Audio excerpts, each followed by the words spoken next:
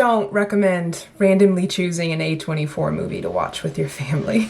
On par with the past few years and a recent uptick in psychological horror, A24 has produced some of the most traumatizing and CPS-worthy families in recent memory.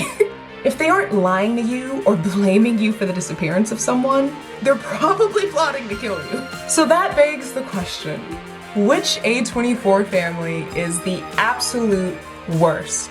The most traumatizing, the least capable of reconciliation? Which family would you not last a day in?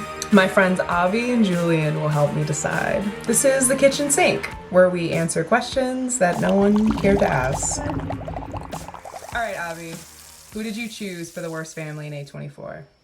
Okay, so I choose the family from The Humans. And The Humans is a psychological drama in which Bridget Blake and her boyfriend Rich move into their new home in Chinatown, New York. And her family comes to visit for Thanksgiving while tension and unease sift throughout the house. Basically, it's a very realistic horror movie. Wouldn't even describe it as horror per se. It's one that I feel like a lot of people in our generation can relate to. Just off the bat, like, right when Bridget's dad comes in, he's kind of checking out everything in the house, being paranoid, and kind of using his guilt, like his paranoia, into pressuring Bridget into thinking his way is the only right way of thinking. And it's like, I think, a very kind of realistic father figure in a way, where I feel like a lot of people have kind of clashed heads in that aspect, and that's just like generational trauma. So the movie touches on that a lot. And then at one point, I know Bridget says like she didn't get the grant that she was hoping for, and then her dad's immediate reaction was like, well, you can always work in retail. And then right after that, he like continues to yell at her and follow her into the kitchen. He was like yelling at her about like not having drive and that she can do better, like essentially trying to help without understanding the problem in the first place. The mom is a lot less, I think, aggressive, but I think it brings out that passiveness of the family where she kind of lets a lot of things happen. I think it also sucks because Bridget's sister, Amy, played by Amy Schumer, she isn't really problematic in the family, but I can see just like how her being gay has been a problem in the family, and they don't really like get into it, but you can just like sense like, oh, there was tension before because of this, and now it's kind of boiled over to like nothingness and numbness about it instead of like support or anything. Just like don't ask. Yeah. Exactly, yeah. Like you can tell like she's already gotten shit for this, and it's not something she wants to like keep bringing up to the family, and she doesn't want her family to even like be a part of that side of her life, which is like fair completely. All right, Julian, what'd you bring us? So I ended up going with Hereditary, which it delves into a lot of the same generational trauma aspects as The Humans, I think, but it does so in a much more metaphorical way, I think, rather than being on the nose realistic. The story is of a family who seem to be cursed, and they are just trying to have a sane transition as their grandmother passes away. But quickly after her death, things seem to spiral out of control, and the family, who were previously at odds, become even more so, eventually leading to the death of another family member, the youngest, who the mom blames the son for, the son blames the mom for, and the dad basically stays impartial, like doesn't seem to take a side until the scene that everybody talks about, which is the dinner scene where Toni Collette finally blows up at Alex Wolff, who plays Peter, the son, and that scene is one of the most like emotionally charged, raw, frightening scenes I've experienced in theaters. Like I get straight up anxiety watching that every single time. Feels like something real people would be saying to each other in this horrible, dire circumstances. And then at the end of the movie, you find out that the grandmother was basically the leader of a cult trying to summon a demon into one of the children. And she had made this attempt already with her own family. When the ritual that she set up didn't complete, she had to move on to her daughter's family and invade and ruin their life as well. So while the core family of the movie is dysfunctional already, the grandmother's extra trauma and sabotaging and evil curse, that just takes all of the negative aspects and blows them out of proportion, causing awfulness. Just general awfulness. No, I think that's a perfect way to describe Hereditary. General awfulness. Yeah. But I'd say the movie I'm bringing forward, I'm choosing The Witch. Robert Eggers' 2015 movie, The Witch. It's this, like, 16th century sort of New England folkloric horror film where Anna Taylor-Joy, who plays Thomasin, she's just this small English, maybe 16-year-old girl playing with her newborn brother, Samuel, and he just poofs and goes missing. And this comes after her and her family, I think it's implied it's for some sort of religious persecution. They have to relocate away from their original home, so they're just living on this farm. And while they're there, Samuel goes missing. And the entire family pretty much turns on Thomasin. The mom hates her. The dad starts blaming the things that he's stolen from the mother in order to help pay for, I think, things with crops and harvesting. Starts blaming that on Thomasin. Caleb, her younger brother, is, I'd say, the only one that's in any way kind to her or tolerates her. And even that has some weird incestuous undertones throughout the film. The youngest two siblings, Mercy and Jonas, just harass Thomasin about this younger brother going missing. And slowly but surely, this family just unravels with accusations and more disappearances. And at the end, it basically culminates to Ralph Ineson, who plays the father, William, trapping all of his children in this shed with what they think is a demonic goat. And naturally, it kills them all. So it's this really odd story that's really just a witch hunt. It's like a classic sort of witch hunt story, but it takes place within this nuclear, maybe like 6-person family. There's so much distrust. There's so much denial. Nothing ever really gets done besides trauma to everyone involved and ultimately death.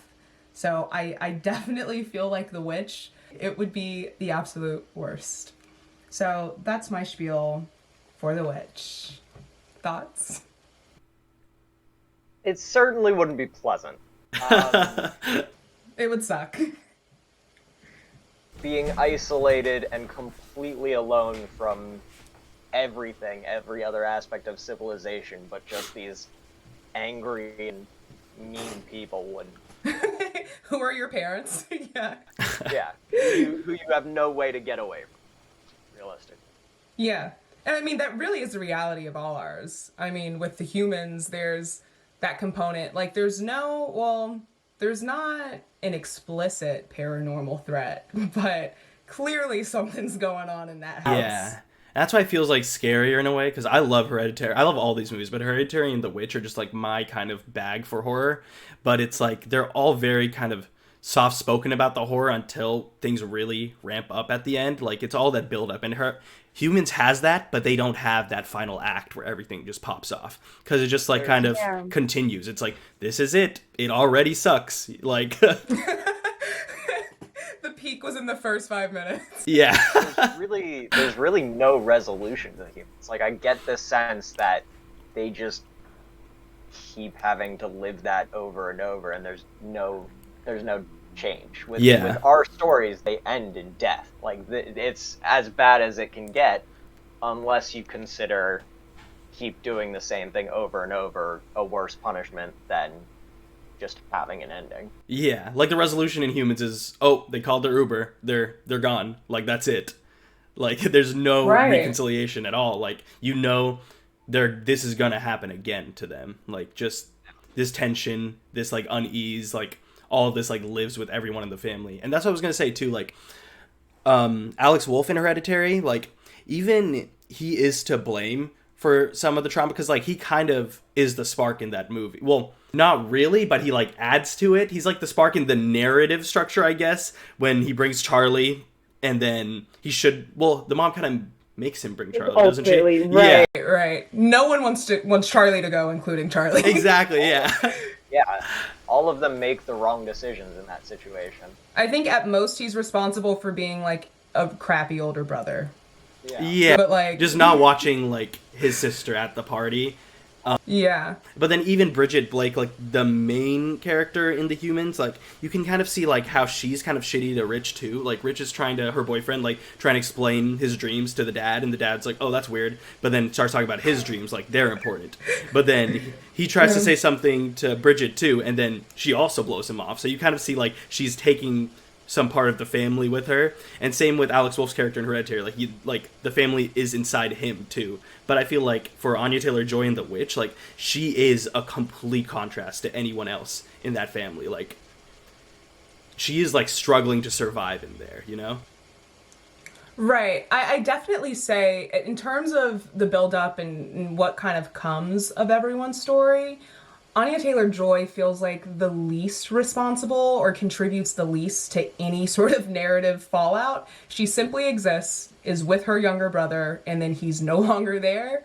And then her mom hates her, you know, her siblings are harassing her, and she's being pinned to be a witch. But I think there's really natural family dynamics, I think, in both The Humans and in Hereditary that feel difficult to blame them for. Mm-hmm. So Exactly. even with Alex Wolff's character, he's like an older high school kid that like doesn't want to bring his younger sister to a party. I feel like that's not uncommon. I've probably done similar things unknowingly or consciously, but that's not something that I think is like persecutable, if that's a word. The grandmother is the evil one, easily. For sure, yeah. That's the thing, like, I don't Sucks. blame, like, the next generation for the trauma, because you see it within them. I just think that's, like, realistic to show that. Like, it's not really taking a side either way. Like, they're shitty people. It's just like, oh, this is how it is, and that sucks. And in some way, too, within the world of the movie, like, all of that had been orchestrated by the cult. Like, it was... If you go back, the scene where they first drive to the party, they drive by the telephone pole that ends up killing Charlie, and the symbol is drawn on it. The symbol that appears all over the film. They knew that was the place where Charlie's death would occur. Oh, that's true. Yeah, he's just a pawn. Yeah. It's like that was gonna happen. No, like, truly. Either way. Nothing, like, they could have made changes, but somehow Charlie was going to end up dying there. And God, no two ways about it. Yeah, there's a sense of like tragic inevitability, I think, within both The Witch and Hereditary, to where you just see this like train headed to hell, and there's really no way to get off it, especially with the family. I mean, a child's missing. Like, you start off within the first 5 minutes, and that's something that's never resolved. If anything, from there, Caleb goes missing, gets returned, is possessed, and then dies in front of everyone. And then you hit the climax to where 3 children remain, 2 parents are in shambles, and all there's left to do is to blame for why there's 2 kids dead. And, you know, there's really no coming back from that. I feel like with The Humans, you mentioned earlier that it never really has some sort of resolution, that they just kind of go on and that's how they live the rest of their lives.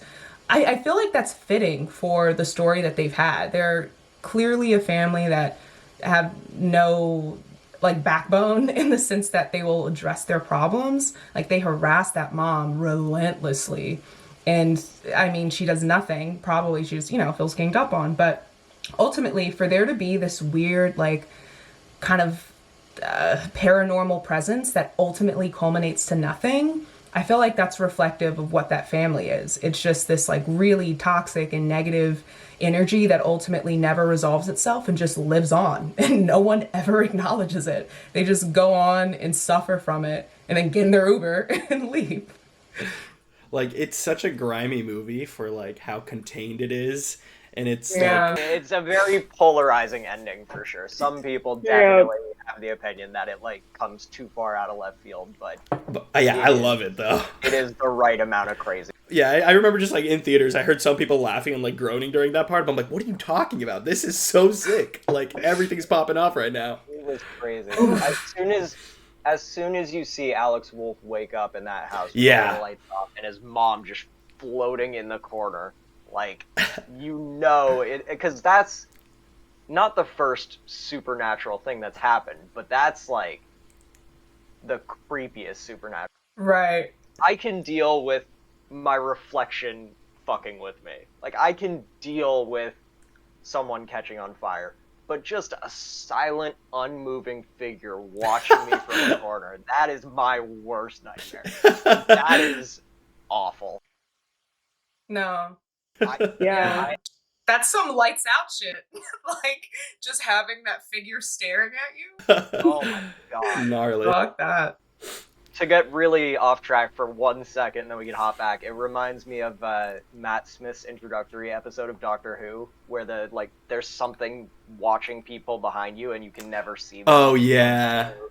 Unless you Whoa. once you do see them, all they want to do is kill you, so that you don't tell anyone else. Like, there's just always something watching you, and that thought is exactly what that scene made me feel. Like that.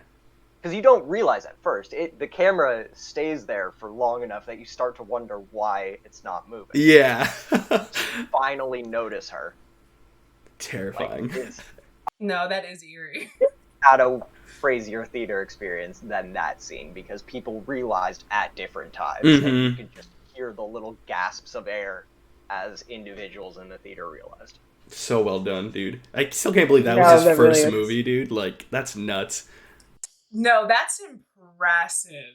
That's insane. Yeah. I know, like, on, what was it? I think on the Midsummer, like, Blu-ray or something, it's, like, literally a feature, or, like, a little blurb from Scorsese. It's like, I can't believe that he made Hereditary his first time. He's just, like, raving about Ari Aster. Just hella cool. Yeah. No, if Scorsese, if he likes you, you're doing well, because he likes no one. Yes, I don't know why. I'm trying to think about where I got this buzzword from, but in terms of like elevated horror, I feel like it's the first one that I saw that felt just as scary. The family dynamic was just as unsettling as the actual horror elements of it. It's the relationships were just like awful. But I mean, the humans in a lot of ways is also like, I would never want to be in that family. I would never want to go to any sort of dinner with them. Not even slightly. I wouldn't even be surprised if they have an estranged family member that just no one mentions anymore. Like that. Oh, easily. Like something that family would do. Like, yeah, a long lost brother who's living a great life. Stepped away and was like, I can't deal with it. I'm gonna go be successful. Fuck all y'all. Yeah. All right. Well, I guess in terms of which family is the absolute worst, do you want to just make like any statements about the other two movies in comparison to your family? I definitely think that my movie is just more tame when it comes down to it than the other two. And it's like, yeah, they're terrible in like a very realistic toxic family setting, but when it comes down to it, no one tried to kill anyone. So I think only their spirit, yeah. Only in spirit, exactly. Like, two films end up in every single character, or almost every single character, dead, and one ends up with everyone just like going home kind of sad. There's a bit of a disparity. Yeah, for sure. Yeah. But it's kind of like a purgatory. Like, you're just gonna relive all these like traumas a little bit every day. You're eventually gonna die. You really are. It's gonna destroy you. It's a Sisyphusian pushing the boulder up the hill just for it to roll back down. Like, any progress that almost gets made, the like heartwarming moments to do with the grandmother in that film, Momo, like where they talk about her getting older and come to terms with her upcoming passing. Like those moments, any of those are just canceled out by the end of the movie. Like there are moments of good and purity and like wholesomeness where the family all does agree on something, but then that all amounts to nothing. So yeah. It is, in some ways, a hellish experience. I think it's just, as like heartwarming as her scenes are too, it's just also like incredibly depressing because you get like all stages of life kind of like within this house, like this dynamic. It's like they're growing up, trying to make it, they got their first house, then you have like their dad cheating on their mom, and then just Momo who's just like out of it, like complete dementia. Yeah, and lost his job because of it. Like the dad's unemployed because of his infidelity. Exactly. It's just like everything is just kind of shitty in like each phase, and it's like that's what it amounts to, just like still being in this family, but now I can't even like talk. It's like it just feels like trapped. Yeah. Yeah. In that family, like your words are your weapon. So not being able to do that. Yeah, that's exactly. brutal. I didn't even think about that. Yeah. That being said, though, it is still the most livable, both 100%. literally and not. Yeah. Most, it's the one you're able to actually deal with. Yeah. To a certain extent, we all do already. Certainly think the two bigger threats are the witch and their family from the witch and the family from Hereditary. Like those, you can't get more fucked up than physically trying to kill a family member, I think. So, Yeah. Yeah. I think like where it falls for me though is like, I think in Hereditary, like it's Tony Collette's mom, right, who like curses the whole family. It's just like, I'm just gonna fuck over like my entire family line because I want to do this thing, and it's like I feel like it all stems from her, and then Tony Collette goes crazy because of that. But like the dad and like Alex Wolff are kind of like they're not shitty people. Like they're just really just trying to survive in this situation. Especially the dad. Like he tries to be supportive, and then boom, he's on fire. Like he's very distant. yeah. He's never really there. He doesn't. It's clear that for some reason, I forget what the reason they give in film. It might be Toni Collette covering her children with lighter fluid while dreaming, or while sleepwalking. But for some reason, the dad never seems to really connect or empathize with her throughout the entire film. He just doesn't believe any of the words she says. Gotcha. I don't know. I don't think the dad is blameless either. Gotcha. Yeah, no, that's true. Like, I forgot about that. He is very just passive to, like, everything that is happening. Like, he does feel like a side character, but it's because he's, like, not engaging really with what's happening. He's just trying to, like, move past it without really, like, realizing what's wrong. I always felt like that was just because of the circumstances, that it was more like a trauma response than anything, just going through recent death. I guess I never chalked it up to be he's a distant partner, father, and unavailable. Just that like a lot of shit's going on and he's just trying to like navigate these waters. And clearly there's a lot of contention between him and Toni Collette. I will say he doesn't seem especially invested in supporting her. Yeah, but with that, it just felt like I kind of see why maybe. So I guess I just didn't feel bad about it. Yeah, it's a hard, for sure. Yeah. No one in the family is able to tell the truth to each other. Like even towards the beginning, like Toni Collette would be like, "Oh, I'm going to a movie," when in reality she was going to like grief counseling. I don't know, like if you can't speak to your partner about that before the crazy supernatural shit starts happening. Clearly, damn, that's so true. Yeah. There is that like distance already from the get-go that's like and the same with the dad. Like the grandmother's body gets expunged or gets grave robbed. I don't know the proper terminology with that, what would be for that, but he doesn't choose to tell the mother that her mom was just dug up. He says, I forget his excuse too, but like he just doesn't react to that call with going to his partner and telling her about this thing that would be substantial in her life. like he'd rather just be numb to it than like engage in like making it better. Yeah, and we never see him dealing with it in any way. He just gets that call and then it's not mentioned again until the body is found in the attic. Yeah. No, that's a good point. I feel like that's a really big difference between The Witch and I think the other two, or actually at least the difference between The Witch and Hereditary. The Witch, I think the family's too reactive. There's too much of like this overblown response in readiness to just call everyone a witch. Like at one point, the father William literally calls every like living child that he still has the witch at one point. Their responses, it's just this sense of panic that, of course, you know, is indicative of the witch hunt in general. That I think really great in terms of representation of what that feels like. But it's also something that they feed in like a totally controllable way. And that alone, I feel like makes that family just so intolerable because at the drop of any conflict, you're out. I do get the sense that the baby could have disappeared in front of anyone and the whole family would have just turned on that person. Like, it wasn't Yeah. Thomason. It was the baby had gone missing and whoever was the last one here clearly was the one to blame. Yeah. Right. No, 100%. I totally believe that. yeah, that, and I guess even moving from that, the fact that you're already going through this relocation, very difficult, religious persecution, whatever the reason is. Moving forward, a child goes missing. There doesn't seem to be an attempt to ensure the other children are safe. Like Caleb and Thomason go out all the time after Samuel's missing, and there's no attempt to even keep an eye on them until they go missing, and then they tie up Jonas and Mercy like cattle to make sure that they don't go missing. It's so bizarre, but I think it's also just a period piece.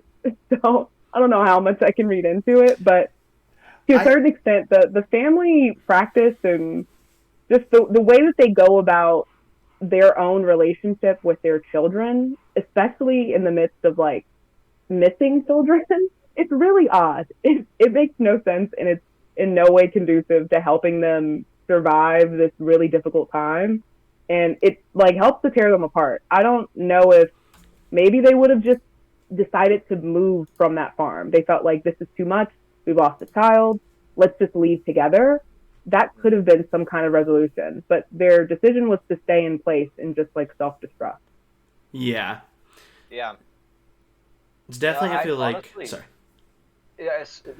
No. It's just interesting that you bring up their decision to stay, because in all three of these movies, the setting is almost a character in itself. Mm-hmm. Like, you have the house that's falling apart and the dad is constantly trying to fix in the humans. You have the isolation of the farm, and you have the parallel between the real houses and Toni Collette's job with the doll houses, where they are, in a sense, literally being set up like dolls by this cult to do what it, or like to accomplish the goal of the ultimate possession at the end of the film.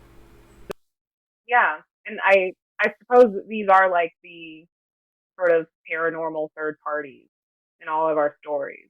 I mean, whatever figure is like wreaking havoc for the family and the humans, they did a good job at least riling up the dad. And Mm-hmm. you know, in this case, the farm, like that sense of isolation and like that like omnipotent kind of presence, like those wide shots of just like kind of that husk over like the bristling leaves, and Yeah. it's like really eerie. The witch, I mean, but that's just like Robert Eggers in general. But like those shots alone, it feels like the forest is breathing, and Yeah. it's really eerie. And I feel like in Hereditary, I never really thought of there being that parallel between the houses and the miniatures as like that sort of I mean, as a representation, but as like I guess like as a setting. It's certainly less so, but just the fact that the film opens with a shot Yeah, of pulling out of the dollhouse into the real world. yeah, that is a Like great shot. So sick, dude. that match cut, that parallel sets up the film, the fact that they are all just pieces in some larger like cosmic thing that's happening. Yeah. Yeah. Kind of off topic too, but I love how Hereditary and Midsommar are like very opposite movies in many ways. And the first shot is like of Hereditary is going in the house, and Midsommar is like going out of the house. And I just think that's really cool. Just like both the intros, he's like, "All right, now we're going outside." Completely different. Yeah. Yeah. No. Oh There. wait, is the opening shot? For some reason, I thought it was Danny on the phone in her house. In Midsommar, I think it was, well, right when they show the title card, it's the sister dies and kills both Danny's parents too, and then it goes outside the window after they show like her room, and then it goes out the window. Oh, okay. I totally get you. Yeah, that is kind of inverted. Yeah, I'm just gonna have to vote for the witch because it's like in that family, dude. Jonas and Mercy were like born to be shitheads. They're already like they already suck. And, like, Caleb sucks less, but everyone else in the family is just, like, out against Anya Taylor-Joy. And it's, like, even the dad, like, tries to protect her, but, like, then snaps and ends up locking her up with the other two. And I don't know, it's just all downhill for Thomason. That's her name. Yeah. Yeah. When it comes down to it, I think all three of these films just show a different response to a traumatic situation. Mm-hmm. With mine, there is a bit of disconnect and dispassion. With Abby's, it's passive aggressive, but with the witch, it is full-on aggression the entire time. Yeah. Super volatile. That is a hostile environment for the entire film. Yeah. Yeah. I as much as I don't want to vote against my own film, I do think the Witch's family would be the hardest to live in. Like that. Yeah, literally. Yeah, for sure. It really is. I think a part of what makes The Witch so upsetting, and I think it is fitting, especially for like a 16th century New England film, is it really represents like the traditional family in the sense that the father, I mean, the reason why he even steals that silver cup from the mother is to try and help provide. Mm-hmm. Like he's struggling to be that sort of patriarch figure, and at one point Thomason yells at him like, "You can't even like bring a harvest for the family," like basically trashing his manhood. And that, I think that's what drives the father to be so dogged and obsessive and ultimately like erratic in trying to figure out where the switch is. Like he's already lost control of his family with the relocation.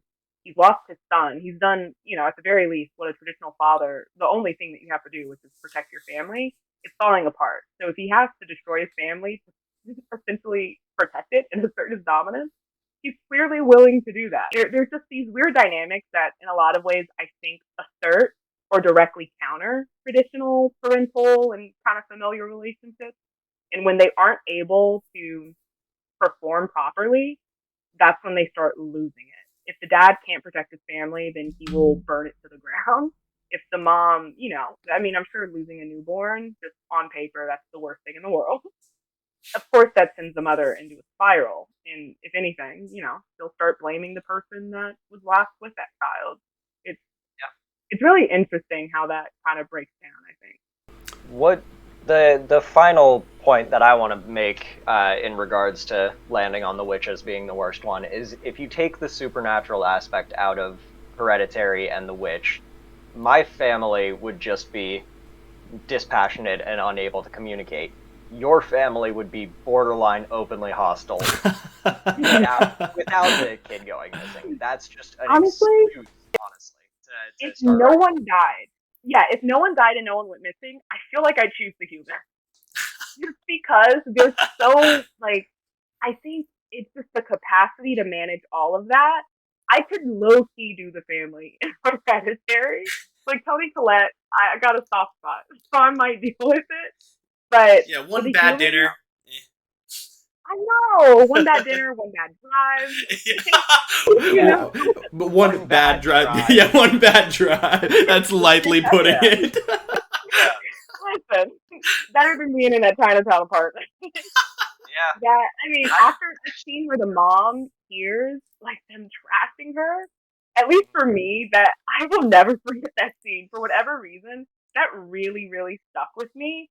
Seeing her just stand at the top of that staircase and just kind of hold herself and never say anything. Mm-hmm. She's easily one of the most tolerable people in that film. Mm-hmm. And she is dragged on.